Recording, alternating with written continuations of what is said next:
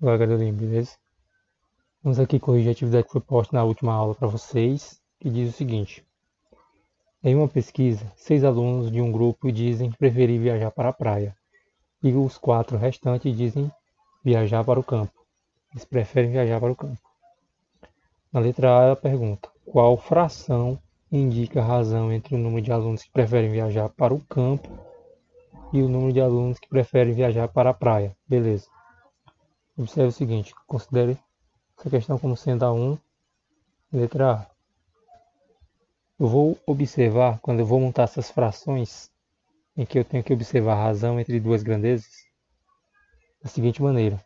O que pergunta primeiro? Qual o primeiro termo que vem na minha pergunta? Não é o número de alunos que preferem viajar para o campo? Então, na questão ele diz que 4 alunos preferem viajar para o campo. Portanto, o numerador da minha fração será 4. E o que vem depois na minha pergunta, que é o número de alunos que preferem viajar para a praia. Portanto, o denominador será 6. Certo? Eu devo considerar isso. O que vem primeiro na minha pergunta será o numerador. O que vem depois será o denominador. Portanto, a fração da razão entre essas duas grandezas será 4 sobre 6. Letra B. Pergunta. A razão entre o número de alunos que preferem praia e o número de alunos pesquisados é dada por qual fração? Olha lá. Qual o número de alunos que preferem praia? 6. Quantos alunos foram pesquisados? Foram 6 que preferem praia e 4 que preferem o campo, ou seja, 10 alunos. Tranquilo? Primeiro o número de alunos que preferem praia, depois o número de alunos no total, ou seja, 6 sobre 10. 6 décimos. Letra C. O que indica nessa situação a razão correspondente a 4 sobre 10? Bom, isso nada mais seria do que a razão entre o número de alunos que preferem viajar para o campo e o número de alunos pesquisados. 4. O número de alunos que preferem o campo. E 10. Total de alunos. Segunda questão aqui da nossa lista de exercício. Para fazer uma torta, foram necessários 50 gramas de recheio e 150 gramas de massa. Vem a questão A, a letra A. A razão entre a medida da massa do recheio e a medida da massa da torta é dada por... Ele dá as opções aí. 50 sobre 150, 50 sobre 200 ou 50 sobre 100. Então seria comum eu chegar marcando, ou melhor, escolhendo a primeira opção, 50 sobre 150. Mas tem que levar em consideração o seguinte. Ele fala que a razão entre a massa do recheio, que no caso seria 50 mesmo, sobre a massa da torta. E a massa total da torta. A torta tem a sua massa e seu recheio. Então a massa total da torta seria 200. Compreendido? Então, se ele fala somente a massa, seria basicamente 150, mas é a massa da torta, ou seja, a torta inclui tanto sua massa externa como seu recheio. Sendo assim, é 50 sobre 200.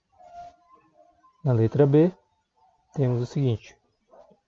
Para cada 10 gramas de recheio, são necessários quantos gramas de massa? Beleza. Foram utilizados 50 gramas de recheio.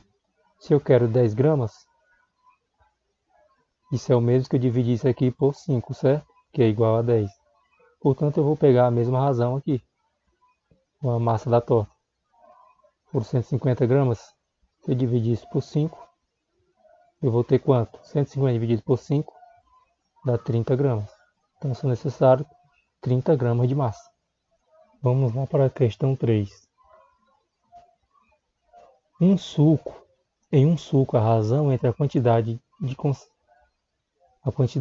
concentrado e a quantidade de água é dada por 1 para 3, ou seja, de 1 de concentrado para 3 de água.